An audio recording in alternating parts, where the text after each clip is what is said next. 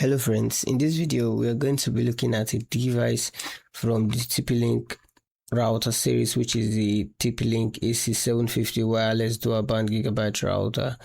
The beauty of this router is it gives you the ability to use it in various modes, which we are going to be discussing in depth later on in this video. And before we really dive into it, let's look at what are the things that comes with it. First, when looking at the back, you have access to the power port, which give you access to the 12-volt DC power supply. Also, you have the power button, which you can use to toggle it on and off.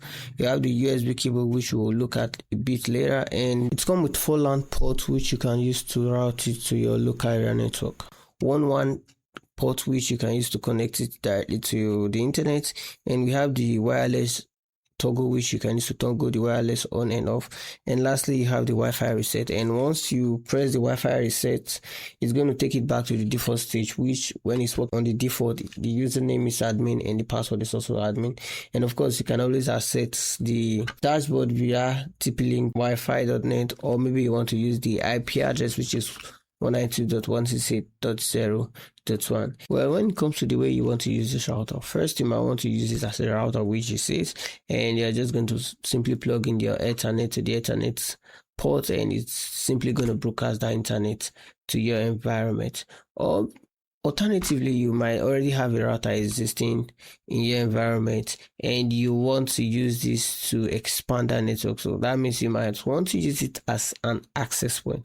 And lastly, the other option that you might want to consider would be you already have an existing network and you don't have access to connecting to that network remotely. That means you want to use this guy as an extender that you use to extend that network wirelessly.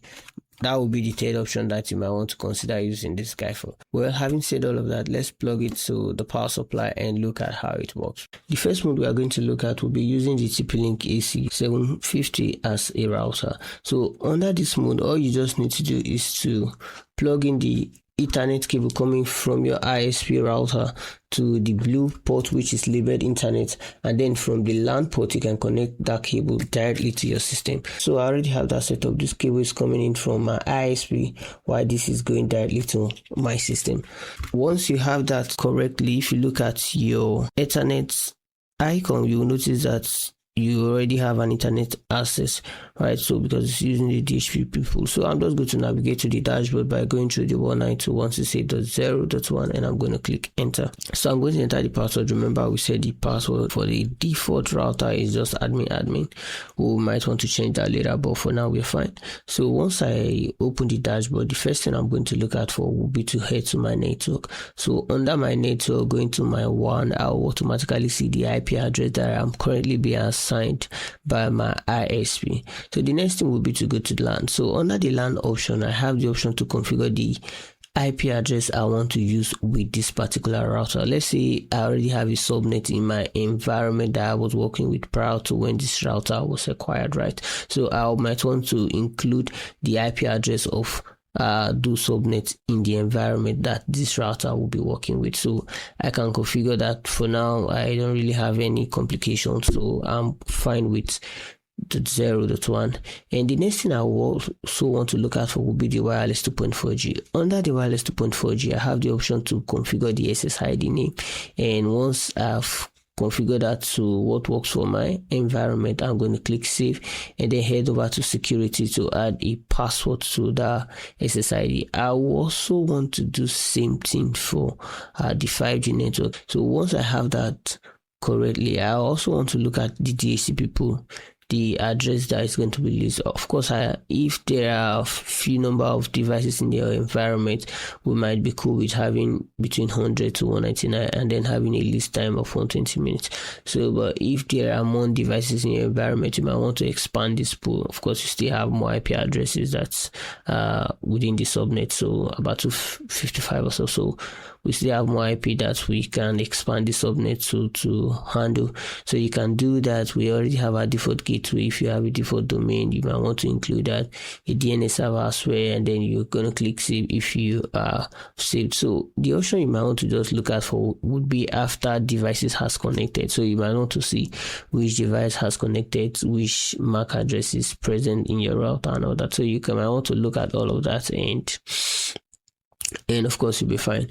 When working with device like your MikroTik router, you always want to configure the network address translation, which is for short the NAT. But for a TP-Link router, all those options are kind of handled for you, so you really don't have to bother yourself. The last thing you might want to look at for working with this option would be to go to System 2, and you might want to go to password. Of course, you already have your username as admin, so you might want to create a more sophisticated password for your router, which brings up to the end of the first way you can configure your router. The next way I can use this TP-Link router would be to use it as an access point. Say for instance, you already have an existing router in your environment and you just want this router to join the network without bringing its own IP address or introducing a new DHCP pool or whatever in your environment. You just want it to take in the address coming in from the existing network and then broadcasting it into your environment, which is exactly what an access point does, right? So if that's what you want to do, first you might want to identify the IP address of your source, that's the host network. So if I go back to my one, I can see that the IP address of my one is 192.168.1.0, which is fine. Take note of that, .1.100. So we are really concerned about the subnet, which is 192.168.1. So we want this router to join that subnet. So I'm going to head back to my router, which is this guy. First, I'm just going to unplug the LAN and then configure the router. Once we unplug that, we notice that the IP address is gone, which is fine. So the first thing we might want to do will be to go to the DHCP pool, and we're just going to disable that since we want to rely on the host DHCP. And I'm going to head back to network and then go to LAN. Under LAN, I'm going to choose an IP within the subnet of 1, and this time I'm going to use 1.2, which is part of the IP address coming in from the 1. So I'm just going to click on save and I'm going to click OK. So once the router reload, we notice that you can't connect to it, and the reason for that is simple because the DHCP is actually coming in from the second router, which we have not plugged in yet. So one way you can resolve that would be to just plug that router directly to it, and then it's going to connect. Everything is going to be fine. So another thing you can do will be to head to your network property, which is your ncpa.cpa, and go to click OK, and you're going to head to your Ethernet connection, which is this. I'm going to click on properties and I'm going to click here, and I'm going to set the IP address manually, 192.168.1, and here I'm just going to say, let's say 12, same subnet 192.168.1.1. So I'm just going to click OK. Yes, OK.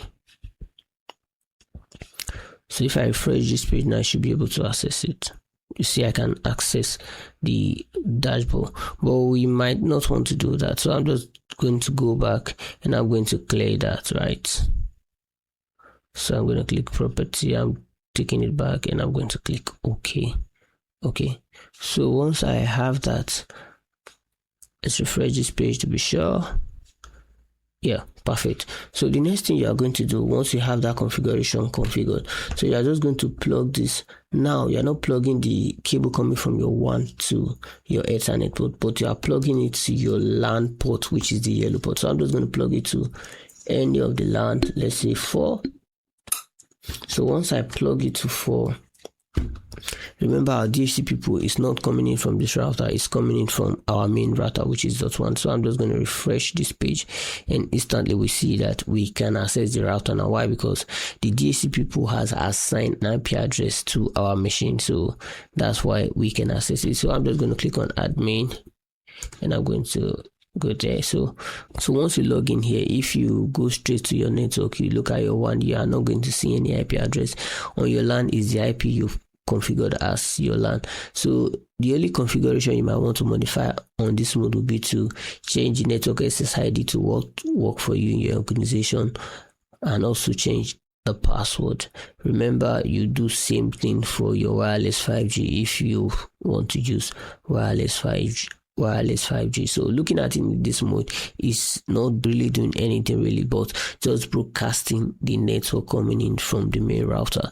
So something about the DAC people, right? If you look at the main router, the start IP address for the DAC people starts from 100 and end as 199. So if you enable this, you are going to definitely have an IP conflict, because the two of the routers will be competing with who is going to assign an IP address to a particular machine. So if you feel you will need a DAC people, what you might need to do will be to assign different IP addresses to each of the DAC people. So let's say this one is issuing out from 100 to 199. The other one can be issuing out from 200 to maybe 245 or something. So you can click on save, and that's it. The last one we are going to look at will be using this router as a wireless extender. Take for instance, I have my internet set up in this workspace, and I want to extend the internet to another work location.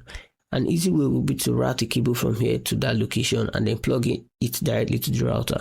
But what if I'm limited in cable, or I have problems with routing based on the way the environment is set up? What I can do will be to use this guy as a wireless extender, provided if I go to that work location and I scan my Wi-Fi network, I can see my source Wi-Fi. So that's what we're going to be doing on this mode. So the first thing I'm going to do will be to take out this cable bringing in internet from our main source. So I'm going to take it out. Once I take it out, I'm going to refresh this page. Of course, I should still be able to see it because the DHCP pool is still running. So, but if you can't see it, just go to your network property, go to property, and manually add the subnet that this guy is currently working with, which is 192.168.1. So you can just add any IP from that address to get access to that. So since we still have access to it, we're just going to work with it. The next thing I'm going to do will be to go to my wireless 2.4G, and I'm going to enable the WDS. You can use the wireless 5G for this, but of course we can always use the 2.4G. So I'm going to click on scan, and it's going to scan all the network in the area. So remember this, take note of the channel on the network you want to connect to. So in my case, I'm connected to a network on the channel 1, so I'm just going to keep the 1 in the back of my head. So I'm going to click connect. I'm clicking OK, and here I'm going to select the channel. Remember the channel was 1. So once I have that selected, the next thing will be to enter the password of the source router. So I'm just going to look at that. Perfect. So I'm going to click save. So once I have that save, I can go back to my status, and I'm just going to refresh. So once I refresh that, remember we've already configured the IP address, but if you've not configured the IP address, you need to configure that, right? So all you need to do is to just configure the IP address with the network you want to hook this router with. So once you have that configured, of course you might want to disable the DAC people, so that all the DAC people should come from the router you are hooking this guy wirelessly to. So once you have that, I'm just going to look at my internet. I already have internet connection. The only cable that is connected to it is the cable that is connecting to my system, because I'm currently routed with a LAN cable, which is the cable that is connected to it. So literally what I'm doing is just hooking this guy up to the main router wirelessly, which is the last option that you might want to try when it comes to using this router in your environment. So that's all for the TP-Link, and see you in the next one.